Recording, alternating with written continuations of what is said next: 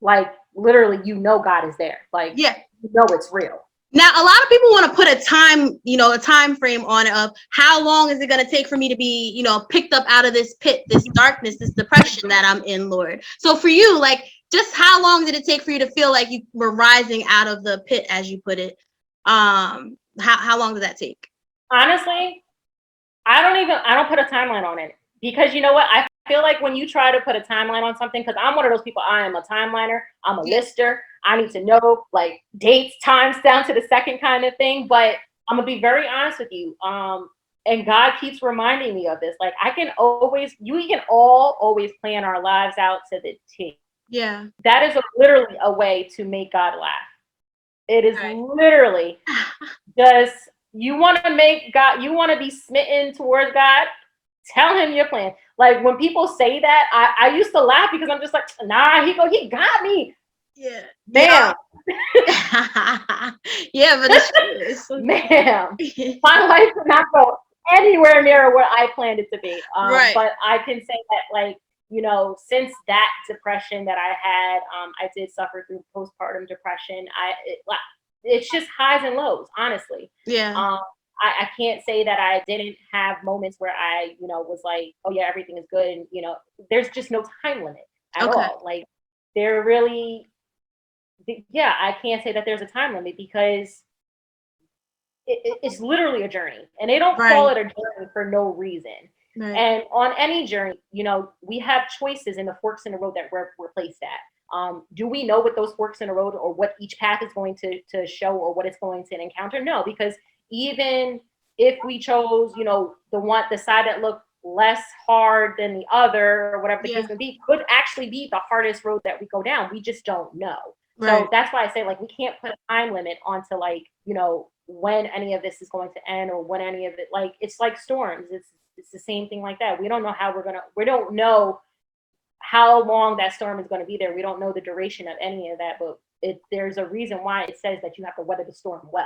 So, so what keeps you committed in your walk with the Lord then? Like, how come you just don't ever give up and say, it's taking too long? Or what keeps you motivated and committed to the Lord? Honestly, because I know where I've been. Like, I know what it looks like to look worse. I would say not only just that, for my personal life walk and journey, when you do look back and you're just like, wow, like, I like, that's how far God like has gotten me. And like, I feel like God is just so awesome, and always like kind of putting in these little golden tickets on the way, like these little, I wouldn't say rewards, but just reminders on the way of like, listen, this is how far you got me. This is how far, like you've seen this situation. It's just a little different, but you know how to get through it, or you know what you need to do, or whatever it can be. So that's what, honestly, that's what keeps me going, is, just the constant curiosity, always wanting to be a student at the end of the day, because we all can't be teachers, because we haven't gone through everything. Like, so as long as like I feel like I'm continuously seeking him, he's always showing me not only just a new side of him, but a new side of me as well. Nice. And that's like, it's like a weird high that everybody would like, but like, it's just like, yo, what's next kind of thing. So not only that, but like, I have a daughter, so she keeps me motivated to stay on my path. I didn't, you don't realize a lot of things, raising a child, as parents, I feel like we go in the hustle and bustle, especially single moms. We're always in a hustle and bustle, like, what's next, what appointment do we have to do, whatever, finding those moments in those little spaces of time where you can just sit back and realize, like, yo, God is really, like, literally provided, or literally has gotten me through, or literally has done things. Like, I'll share one story where I just feel like it's just amazing, his love for us. There was a point in time where I remember I was running low on cash. I needed gas in my car. I needed formula for baby. And I'm just like, God, like, all right, I just got to get to Friday. It's Tuesday, but I just got to get to Friday, and it just so happened, literally, I went to the gas station up the street from my house. And my best friend was there. And I'm like, what are you doing? And she's just like, yo, I had to get gas before, but I was coming to your house. And I'm just like, oh, why were you coming to my house? She's just like, I have a case of formula for you. What? Oh, look at God. So So this is why I'm saying, like, I feel like the way God like sets up certain things, it's just like it's just constant reminders that like He's just always there, and it keeps me motivated to want to like continue to learn more, continue to understand Him, continue because like as we're going on our journey, we're learning ourselves as well. So it's like Right. Wanting to have those moments of self discovery, like it's just Yeah. amazing to me. Just out of curiosity, was that friend a believer in God too, and a believer in Jesus? And Yeah, she's actually the one who sparked my entire like curiosity of God. Like oh I've wow, known this girl since forever so yeah, you know that was God. ago. Yeah, And we've had right. So it's just amazing. So yeah, that's why it's like, you know, on the journey, there's a lot of those like defining moments, and it's just constant reminders of where you're going, what you're doing, and that what you're doing is the right direction, right. and just keeping you motivated on the way that we're going. Because at the end of the day, like no spiritual journey is ever easy, Mm-hmm. especially our journey as Christians. And I say that because we are the most criticized, we are the most scrutinized, and we Mm-hmm. are the most publicized.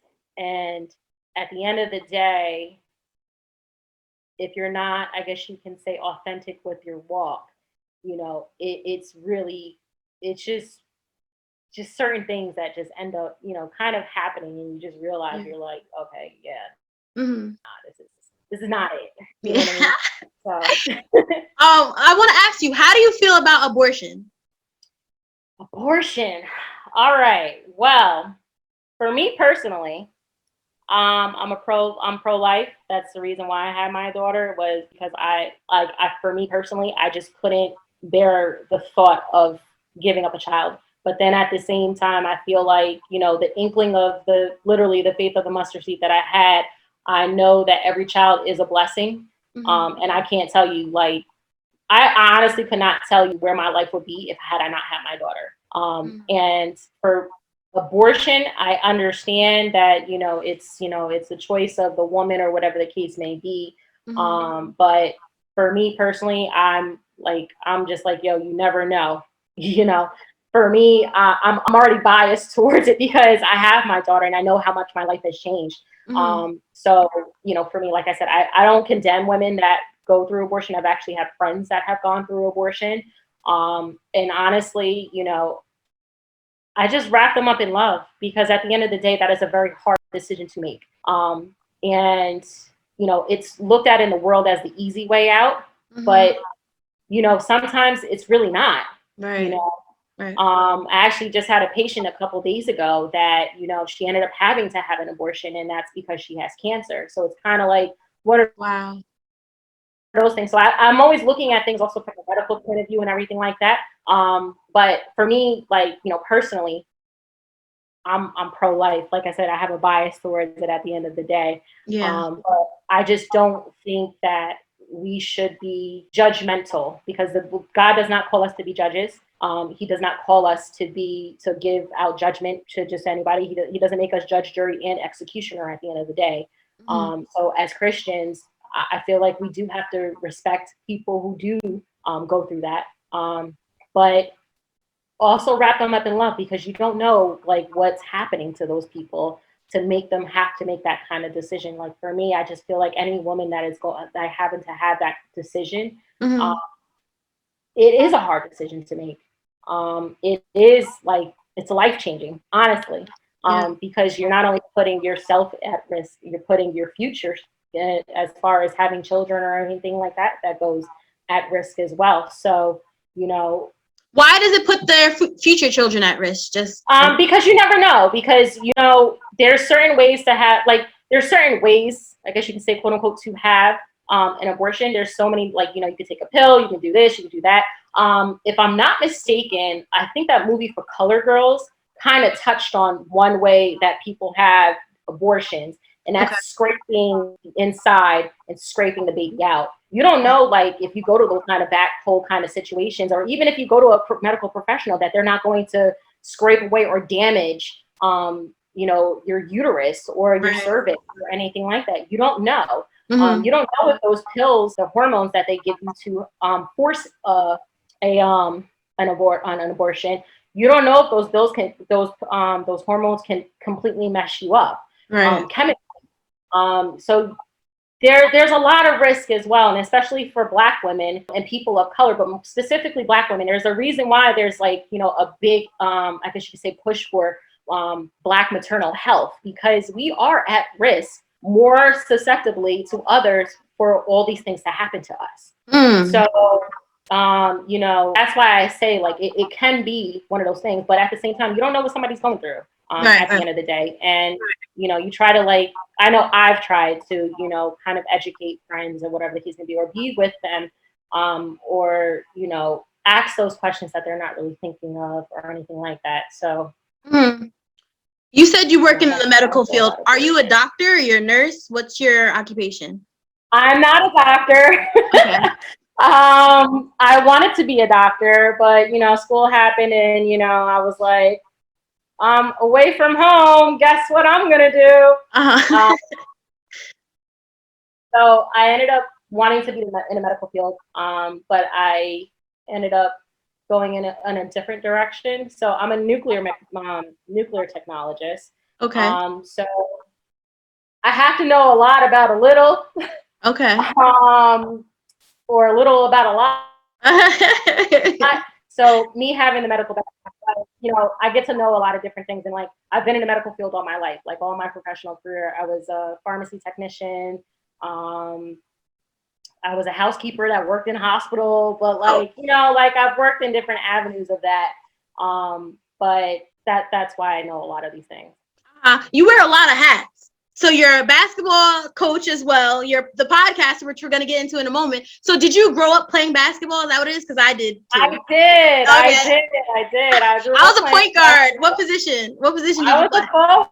A forward. Okay. I was small forward. So did you play from high school? Because I did play in high school. My whole high school career was, it was crazy as far as like switching schools and then finding out the politics of it. The whole reason that I became a coach was because I learned what the politics side of basketball really is. Like, I guess you could say the powers at bay that kind of develop a player and not develop a player. So that's the reason why I got into coaching, was because in, the Southern Jersey region, there's a lot more politics that plays in basketball than talent. And that's what I learned in high school. Yeah. With that. And, I just realized how much it killed my soul and my love for the game to make me never want to really play again. But when I was approached with the opportunity for a coaching gig for AAU, I was like, okay, this is perfect, because now it gives me I get to work in a space of developing players, educating parents, and educating girls more so, because I know what a coach's impact can have on a player's life. I can say honestly, like, I take it very seriously. Right. I've known my girls from, middle school age up well into now. Like, I still keep in touch with my girls. My girls were there for my pregnancy. I would say that honestly, the light that I found throughout my pregnancy was how my girls' parents and my girls reacted to when they found that I was pregnant. And, that light literally like carried me through, because I wasn't expecting that from, my girls' parents, especially, and my girls, because I thought they were going to look at me, in a negative light, or I was going to lose my team or whatever the case may be. And it ended up like, I ended up gaining more girls. And, it was interesting because I was probably one of the youngest coaches on the AAU circuit, literally 9 months pregnant and coaching. Yeah, wow. So a lot of people got a real kick out of it, but it was a great experience. But I wear many hats, but that was when I had gotten out of coaching. It's like, oh, I didn't want to, but then it's like mom, career, got to stabilize everything, so I had to make a choice. But I do have my hands sometimes in it. Sometimes I do get calls to like do the different things for coaches. But how tall are you? I'm 5'9". 5'9". Oh, okay. Does your daughter play too, basketball? She does not. As a mom, I'm trying not to, put like impose my like dreams and aspirations for her on her. I want her to make her own decisions. Yeah. I want her to do things that she loves. I want her to try things that she loves. But I haven't. I mean, I did at one point put a basketball in front of her, but you know, she doesn't. She hasn't said that she wants to play completely. But that when that day does come, I know I know I will be probably off over the moon, but it's okay right now. Did you have like aspirations of We're going into exploring. the WNBA? Just out of curiosity. All this stuff is just me being curious. I was good, but I wasn't that good. Oh, okay. But no, actually, you know, it's funny because like, you know, I coached my girls, and especially their parents, because more so you're dealing with the parent more so than, you know, the kids sometimes with their dreams and aspirations. But yeah, no, I'm a realist. I'm like, listen, I can coach anybody out of a gym, but when it came to, you know, playing on that level and stuff like that, I actually didn't want to play in college. I didn't want to play in college. I didn't want to go to the WNBA. I actually would rather be on like the coaching side of it. So okay, there you go. So now, as a single mom, you know, the word tells us to train up our children in the way they should go. So how do you handle that as, you know, her only parent? I don't know, is her dad in her life and, you know, hands-on helping with that? Paint that picture for us. How does that work? So her father's not in her life. So as much as the wonderful thing I can say that God has done is, as much as he says, train up your children in the way, you know, he also says that it takes a village to raise a child. And literally, I learned that concept as I was going through my pregnancy and as I've been raising my daughter. Like, I don't, my village got very small as where I thought it was a lot bigger, but it became very small. And that's where, like, you know, kind of motherhood and, you know, life, like, help, and your spiritual journey, like, helps you realize, like, you know, God reveals so much in that journey. So that's how it's helped me personally. Now, as far as my daughter goes, I was bringing my daughter everywhere. And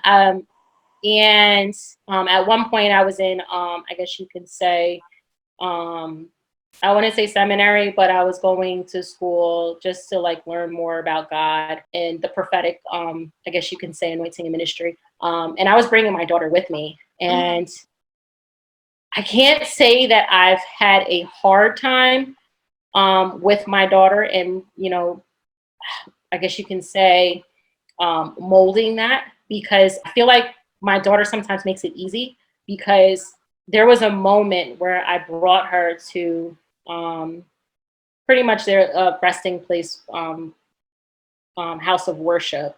And I loved being in that atmosphere because, you know, it helped me. But then I was bringing my daughter really too. And I think one day I like saw her dancing. And I'm just like, I think I'm doing something right, like in life. Like it really, and like, you're like, as I'm watching her like worship and like getting into it, I'm just like, wow, like something that I thought like was kind of secondary, is actually becoming primary, because like I'm realizing, like, you know, literally this is an impression of God that is being molded in her heart, that I thought it was supposed to be for me, kind of thing, as far as working on myself and my spiritual journey. And it's like indirectly, like, you know, and when I was watching that like happen, I'm just like, wow, like God is with us, like he's with us. And not only that, like there was a moment my daughter had said to me, I think she was 5, and she was just like, yeah, I was laughing at the angels in the corner of our room. And I'm like, what? Like, yeah. So I just feel like God has just made it easy, you know, as far as that's concerned. So even without a male figure in her life of her father, like I've always been like one of those people that's like, you know, realistically, like nobody can ever replace her father. Right. Like a father-daughter bond, nobody can ever replace that. But I know that God can fill that void by adding others into her life, and not only to her life, but my life, to help me feel like I don't have to carry that burden on my own. Right. So between my dad, between like her godfather, they've been amazing in her life. And really those are, and like my uncles and stuff like that, those are like the male figures that I love completely, that God has provided me with, that I don't have to carry that burden myself. So, you know, it's an amazing feeling, and like, you know, just to like not have to do it on my own. And it's been a weight that's been kind of lifted, where I'm just like, you know what, I get it, but I'm also like grateful, because not every child has that. Right. How do you handle dating? Do you date? What is your standard? What is your criteria for the men you'll date, you know, moving forward? Do they have to be a man of God? How do you approach dating? Right. So dating that is an interesting question, because I feel like I had this conversation the other day with a friend of mine. But I have dated. I'm very protective of my daughter, so it's not like, you know, mom is bringing home any guy that she meets or anything like that. So it's a little different because I have a little girl. And dating in this day and age, I feel like it's different. But I also feel like, for me, I used to have a skewed mind of like the romantic relational world, or whatever the case may be. So it's changed, I guess you could say, quote unquote, my criteria. Because essentially I was one of those people that was like, I'm never getting married. Marriage is not for me. Dating is not for me. I don't like, you know, but then I learned through therapy where that came from. And, you know, there were certain parts of me that I wasn't ready to deal with at the end of the day. And that was unhealthy as well. Like, I feel like we all have like, I guess you can say, like pockets of toxicity that we all need to deal with in ourselves. And, you know, I think there was a post that Nicole Ari Parker had posted a long time ago. And I feel like it's very relevant even to today, because it's like, you really need to get yourself whole, do what you need to do to get yourself whole and self-discovered, and, you know, realize those parts of you and all that other good stuff like that, to be able to represent yourself that way. And I took my time. And have I been dating? Yes. But, you know, the way that I navigate dating now, yes, I would like you to be a man of God, because I do believe in the whole equally yoked kind of thing. I do feel like there are like outliers out there, but it's very minimum to be realistic about that. But for me, I just, you said outliers. What does that mean? Yeah, like, you know, like, so like there are some men that become curious because of your spiritual journey of the woman. I'm not saying that you're out here trying to convert these dudes, but, you know, sometimes I do believe that God uses you to connect to somebody that you are romantically in a relationship with. But that's why I say it's outliers, because you don't see that a lot. You don't. And there are certain circumstances in which I do believe that God does use that person. Now, like I said, we're not out here trying to save people in that capacity or using that as a way of manipulation, but I do believe that that does happen. Now, back to me, as far as I'm concerned, I feel like for my criteria, I feel like I don't really, I wouldn't say that I have a criteria. And we talked about this on the podcast as well. As far as having like a list of like your wants, your needs, toxic behaviors, traits, or whatever the case may be.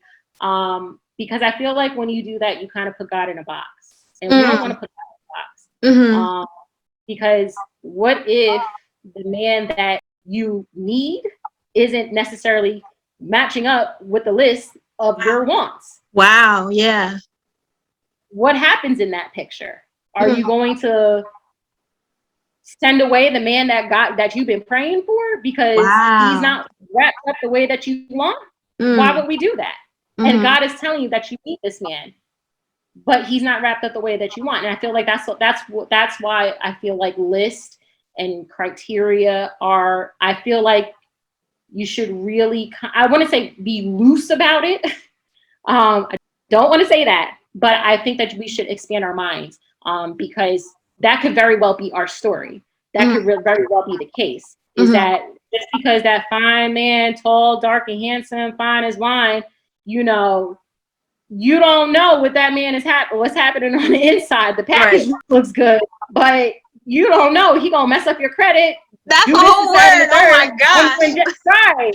So, you know, we don't know that. We don't know if the deacon in the back is, you know, he may not be looking good on the outside, but that's really the man that God actually is going to fulfill what you need in your life. So then you never know. How do you know though? How do you find out who the man is for you, like that God has for you? It could be that deacon in the back that didn't look like it on the outside, but on the inside he is. So what's your advice for, you know, people dating and wanting to know who the man is that God has for them? Honestly, it takes a level of, I feel like, understanding of your relationship with God, for God to let you know, and also the time. Honestly, I do believe that between time and spirituality, you know, will let you know what that is like, and give you the answers that you do need. And I feel like you need to be in tune with your journey, really, and your relationship with God, for God to be able to guide you that way. And I feel like also, you know, cultivating that space to understand that relationship, but not only understand that relationship, but how you are in that relationship, and what does that reflect back to you as far as the reflection of God and the impression that he has on your life. Interesting. So, question about the dating. How do you approach premarital sex now, after everything that, you know, you've dealt with? What's your perspective on it now? Nah, I'm good. Honestly, like, have I stumbled during my journey in celibacy? Yes, I have. But I noticed that with every stumbling block, there was another, I guess you could say, realm of understanding of my relationship with God that I was just like, nah, there's a reason. I don't know why I even allowed this situation to like happen, or whatever the case may be. But like I said, I just don't believe that every situation is going to be, I guess you could say, detrimental to your journey.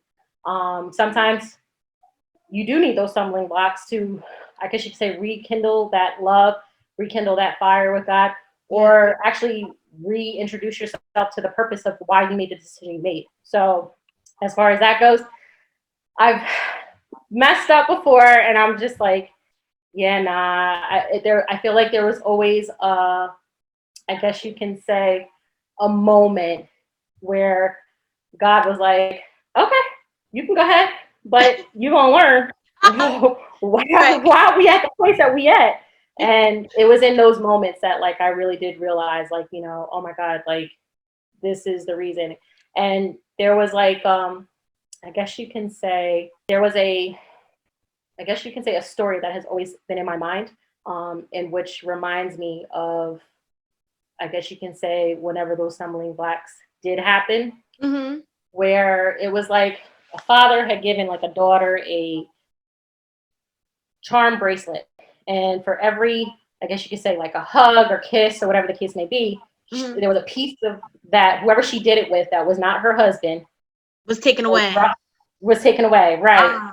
So the whole thought process is that it's like a visual reminder that, you know, essentially you should be giving the whole bracelet to your husband, but with each charm that you've done outside of that, you have to give that guy that charm. They may not know what for, but you have to do it. So it kind of it reminded me of, like, you know, with every partner that we have, there's a piece of us, literally, that is not only just taken away, but that is exchanged. You don't know what you're exchanging with. You don't know what demons this person has. You don't know what deep, dark, you know, secrets or parasites that they have in their spirit. Because don't forget that sex is also an act of worship. You don't know who they're worshiping. You don't know what soul ties you're about to create. Soul ties. I just was about to ask you about how you specifically, handled the soul ties with your your child's dad, and like, how does somebody break soul ties? So that is a journey of, like I said, that's like a different path in self-discovery, and understanding yourself and knowing yourself in those deep, dark moments, why you do the things that you do, really exploring the person within, literally putting up a mirror and like looking at yourself. So soul ties aren't just broken by just saying, oh yeah, I repent, cast this demon out, that's it. No, because the enemy will use any type of form of manipulation, deception, to get you back to the place that you need you to be in, which is destroying yourself. Right. At the end of the day.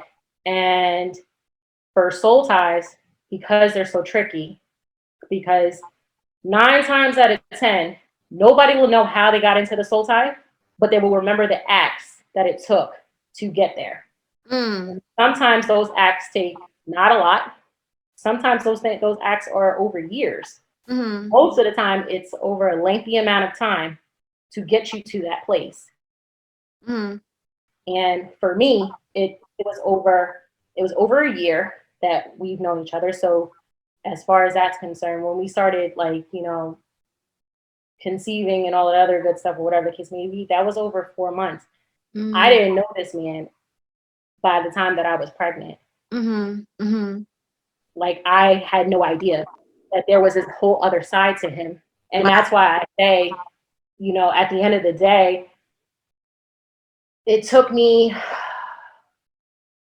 I would say, 3 or 4 years in therapy to really understand not only just myself, but to process through everything that was happening in those moments, having to relive them, having to like put myself back in those situations. And it took not only just therapy, but me wanting to understand that. It took me having to be transparent. It took me having to be real with the person within myself to understand like what was happening in order to break them. Because like I said, you can't just cast this out. You can't just, repent and say everything is good. You can't just pray and say everything is good, because it's going to recreate itself at some point in your life. And if it's a constant test that you are going to go through, or you notice that you're going through a constant cycle, that means that you haven't broken the cycle. And when you realize that, because, us as females, we always be like, I'm dating the same type of dude. It's not the dude, sis. It's you. It's not the dude. Right, it's the person and who they're going. Oh, yeah. Right. So when it comes to soul ties like that, like, you really have to like not only just be committed to that stage of your life, but be committed to the time that it's going to take. Because none of us, like I said, none of us know the length of time it's going to take. We don't know the extreme measures that we have to take. We just know that we have to take the first step into that moment of where we're at that point in time. Right. Now, you said you had a very good girl image, coming up. Did you feel pressure of having that, that people having that perspective on you? Of course. Yeah. So how did you handle that pressure? So that was actually one of the things that I had to deal with, because indirectly having that pressure on you all the time, and that good girl image that people always say, there is a I'm at a loss for words. There's like I guess you can say, not only just a standard for yourself, but it's almost like a self-sabotaging kind of moment where you kind of perpetuate now a thought process of, I guess, people pleasing. That's what it was. Okay. So now you care about so much what other people think. You're watching yourself through other people's eyes, that you're not living your authentic self in your authentic self. And you're not really understanding yourself to the point where you know yourself, you know your identity. You end up going through an identity crisis, because now I guess you could say, when you look back at it, if you're not in that space, it becomes a question of, who are you living for? Are you living to kind of live up to the standards of these people and the way that they see you and the way they perceive you? or their perception of you, or are you living for who I am in the inside, who Jessica is really at the core of me? Are my decisions being manipulated to this facade, or are my decisions my own that are centered towards what I need in a selfless kind of way, not a selfish kind of way? Mm-hmm. So. And so I guess that's where misperceptions can come in. If somebody's not being their authentic self, then they're going to be misperceived and misjudged by, you know, the outside world because they haven't been living up to themselves. Correct. And not only that, but you're living up to societal standards or cultural. It's exactly what our, like, I guess you could say the mission statement was, like societal norms, cultural, like standpoints, political views, or whatever the case may be. There's such a wide realm of like what really misperceptions are that we don't realize that, because even on both ends, on a secular end and on a spiritual end, we don't realize those, like, you know, that they're like, Christians can go out and have fun. Like, Yes, you know what I mean? Talk about it. Christians can do the same things that, you know, other people are doing, as far as like, you know, having fun and stuff like that. Even when it comes to going out and stuff like that, Christians can do that. Well, I don't understand why, like, it makes us automatically outcast to what everyday life really does look like. Right. So, you know, don't get me wrong, there are situations where I feel like there are people who kind of over sensualize what Christians are supposed to do, or how Christians are supposed to act, and all of that other good stuff. But at the end of the day, we're all humans. We all live in the same world. It's just, how do we deal, perceive, and walk our walk in the world is really what the dividing difference really is. At the same time, it's really not a difference, because, like I said, living life through transparency, you realize our walks are just not, they're kind of similar. And we really are on this earth to, you know, help one another, be in community with one another. But, you know, those are all, like I said, all of the misperceptions of the world. So so how did you put together this podcast, Misperceptions? Like, what sparked the idea? Like, how did this all come about? Because it's super cool. Thank you. I appreciate it. So Misperception